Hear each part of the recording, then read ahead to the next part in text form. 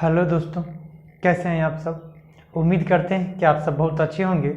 दोस्तों, तो जैसा पिछला वीडियो में हमने बताया था कि नियोजन नीति जो सरकार के द्वारा लाई जा रही है वह 60-40 का ही रखने वाली है और फाइनली 60-40 का ही रहेगा।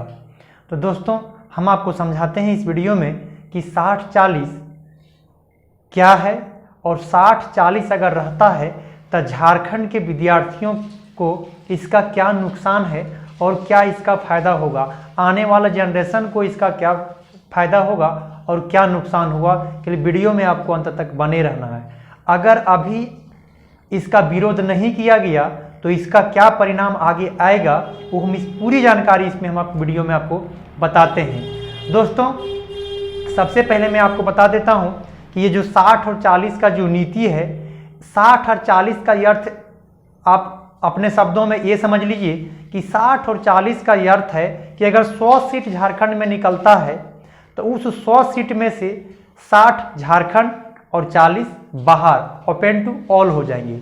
अब हम आपको समझाते हैं दोस्तों कि अगर झारखंड में 1000 की कोई वैकेंसी निकलती है, सपोज आप मान लें JSS CGL 1000 के आसपास जो वैकेंसी आई है उसमें से 600 जो रहेंगे वह केवल और केवल झारखंड रहेंगे और 400 विद्यार्थी ओपन टू ऑल हो सकते हैं। वह बिहारी हो सकते हैं, यूपी हो सकते हैं, मध्य प्रदेश हो सकते हैं, छत्तीसगढ़ हो सकते हैं, बाहरी हो सकते हैं, अदर स्टेट के लिए ओपन रख दिया गया है। अब मैं आप एक चीज़ों को क्लियर करता हूं धीरे धीरे कि अगर एक विद्यार्थी झारखंड में बाहर से एक भी विद्यार्थी आकर के झारखंड में आ जाते हैं तो उसका क्या नुकसान होगा, क्या हम लोगों को आगे भुगतना पड़ेगा, है ना, और क्या हमारे आने वाले जनरेशन पर इसका क्या प्रभाव डालेगा वो हम आपको इस वीडियो में बताते हैं। दोस्तों, अगर सपोज कीजिए कि अगर कोई बाहरी राज्यों का एक भी कैंडिडेट यहाँ पर नौकरी करने के लिए आ जाए तो सपोज कीजिए दोस्तों कि अगर वह यहाँ आने के बाद 30 से 40 वर्षों तक, सपोज कीजिए 25 से 30 वर्षों तक अगर कोई जॉब करेगा तो फिर वो यहाँ से वो रिटर्न होकर के जहाँ से आया है क्या वहाँ चल जाएगा? नहीं जाएगा, नहीं जाएगा।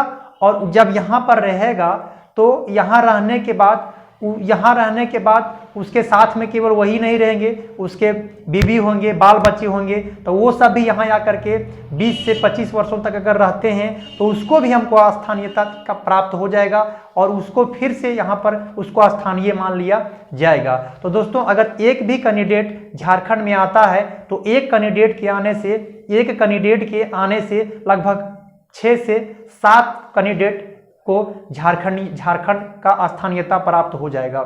और अगर 1000 की वैकेंसी है और उसमें सपोज कीजिए उस 1000 की वैकेंसी में 400 अगर बाहरी आ जाते हैं तो बताइए कि कितना बाहरी हो जाएंगे। तो अगर यही 15 से 20 वर्षों के बाद अगर वही कम से कम अगर देखा जाए तो फिर यही कैंडिडेट कितना आगे ज़्यादा पॉपुलेशन बढ़ा लेंगे। तो इससे क्या होगा, एक वैकेंसी एक पोस्ट की मैं बात करता हूं दोस्तों कि अगर एक कैंडिडेट अगर बाहर से आ जाता है तो 7 से 8 कैंडिडेट को लेके आएगा एक कैंडिडेट के आने से, और उस सेवा देने के मूड से यहाँ पर नहीं रहेगा। वो झारखंड में लूटेगा, बालू कोयला सब कुछ जिस परिस्थिति में रहेगा वो लूटेगा, मार काट सब कुछ करेगा और फाइनली झारखंड को लूटने के उद्देश्य से ही यहाँ पर आएगा। तो अगर एक कैंडिडेट आता है तो 8 कैंडिडेट को बढ़ाता है दोस्तों। और अगर भी आने वाला है, मान लीजिए टीचर की बहाली अगर 50,000 अगर उसमें आता है तो सपोज किए दोस्तों कि 30,000 हो जाएंगे झारखंड के और 20,000 हो जाएंगे बाहरी। तो बताइए उस 20,000 में एक कैंडिडेट के आने से 5 से 6 कैंडिडेट बढ़ता है तो बस 20,000 कैंडिडेट कितना बढ़ाएगा। फिर टीचर की पे बात कर लेता हूँ, फिर जैसे CGL की बात कर लो, वनरक्षी का बात कर लेता हूँ, दरोगा की मैं बात कर लेता हूँ। तो एक कैंडिडेट के यहाँ पर आने से बहुत ज़्यादा नुकसान हो जाएगा। ये कोई सेंट्रल का जॉब नहीं है दोस्तों, ये कोई सेंट्रल का जॉब नहीं है कि रेलवे का वैकेंसी है आएगा फिर जाएगा। ये स्टेट लेवल का वैकेंसी है और सभी राज्यों में आप अभी देख सकते हैं सब राज्य अपना राज्यों का मतलब लॉक करने में लगा हुआ है। अभी एक एग्जांपल आपको देते हैं दोस्तों कि अभी तमिलनाडु में जो ओपन आज के अखबार में लिखा जा रहा है कि जो भी हिंदी भाषी हैं उसको जान से मारने की धमकी दी जा रही है, जान से मारने की। अगर दूसरा स्टेट में अगर जाइएगा जो तमिलनाडु में, उसको जान से मारने की धमकी तक वहां दिया गया जान से मारने का मार भी रहा है। अभी अगर न्यूज को में अगर देखे होंगे तो तो हमारा झारखंड अगर इस तरीके से ओपन टू ऑल हो जाएगा 40%, तो झारखंड में आने वाले भविष्य में 10 से 20 वर्षों तक इसका परिणाम बहुत बुरा हो जाएगा। भाषा टकराएगा, संस्कृति टकराएगा, हर कुछ टकराएगा, है ना। हम केवल आने से, देखिए कटअप से हम नहीं डरते हैं, हम झारखंडी जो हैं, भोले भाले झारखंडी, हम लोग कटअप से नहीं डरते हैं कि हमारा कटअप से ज़्यादा ले आएगा तो हम लोग फेल हो जाएंगे, उपास हो जाएंगे। कटअप से नहीं डरते हैं दोस्तों, कटअप से एकदम बिल्कुल ही नहीं डरते हैं, बट डरते हैं उससे कि अगर एक कैंडिडेट बाहर से आता है तो फिर कितना कैंडिडेट को वो बढ़ाएगा।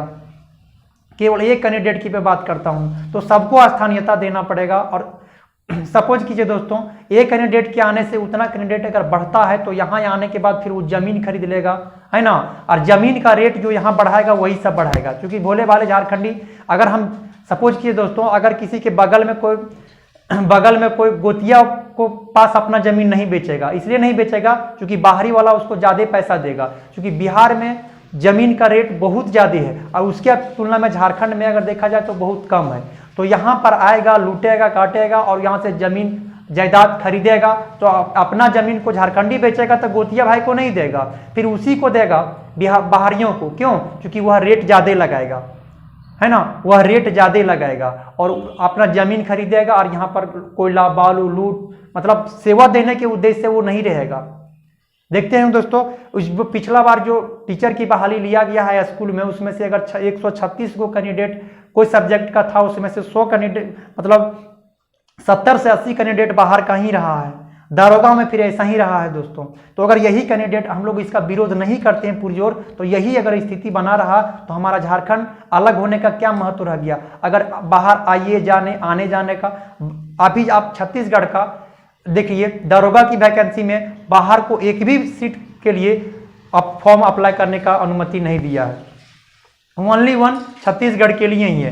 बिहार जब टीचर का निकाला है दोस्तों, अभी फिलहाल निकाला है, तो केवल बिहारियों के लिए ही है, वहां पर और कोई राज्य नहीं भर सकते हैं। देखिए दोस्तों, उड़ीसा निकाला है तो वहां बोल दिया गया कि नहीं, उड़िया भाषी होना चाहिए, तो हम लोग तो वहां अप्लाई नहीं कर सकते हैं, है ना। तो झारखंड में भी ऐसा होना चाहिए कि कम से कम 10% ठीक है, ओपन रहेगा तो चलेगा, 90-10 का रेशियो, लेकिन ये 60 और 40 का रेशियो बिल्कुल गलत है। खास करके झारखंड के विद्यार्थियों के लिए इसका पुरजोर विरोध भी होना चाहिए। और दोस्तों, आपकी क्या राय है, आप मुझे कमेंट बॉक्स में जरूर बताएंगे, क्या होना चाहिए अदर राज्यों की तरह या नहीं होना चाहिए। हम झारखंड में ऐसा मांग थोड़ी कर रहे हैं, बिहारों में ऐसा लागू हो गया है, छत्तीसगढ़ में लागू हो गया, वो भी तो बगल का ही राज्य है, हमसे सटे हुए राज्य है बिहार, तो उसमें अगर ये कानून है, छत्तीसगढ़ में सटे हुए हैं उसमें अगर ये कानून है, और बाहर में एमपी देखिए, और यहाँ पर आप पश्चिम बंगाल चले जाइए, पश्चिम बंगाल के यूनिवर्सिटी जो है वह 80 से 90% तक बंगाल के ही विद्यार्थी भर सकते हैं, बाहरी को यूनिवर्सिटी में नहीं दिया जा रहा है, तो जॉब में आप समझ सकते हैं कि कहाँ से मिलेगा। तो दोस्तों, अब आपकी क्या राय है, आप कमेंट बॉक्स में जरूर बताएंगे, क्या इसका विरोध, पुरजोर विरोध इसका होना चाहिए या नहीं होना चाहिए। अगर इसी प्रकार से अभी आप नहीं जागेंगे तो एक भी सीटें नहीं बचेंगी, है ना, 40%, और सरकार खुल के ये भी नहीं बता रही है ना।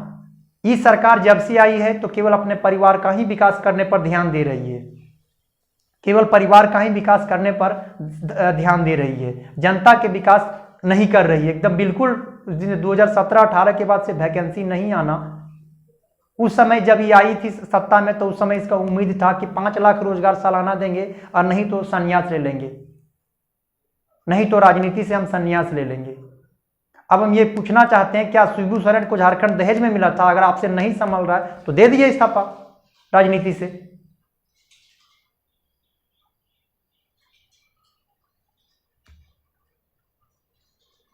दोस्तों, अगर वीडियो आपको अच्छा लगा होगा तो आप लाइक कीजिए, कमेंट कीजिए कि आपकी क्या राय है ना। वीडियो को हम यहीं रोकते हैं। Okay, thank you. लेकिन ये चीज़ जरूर बताइएगा, क्या इसका विरोध होना चाहिए या फिर नहीं होना चाहिए 60-40 का। Okay, thank you.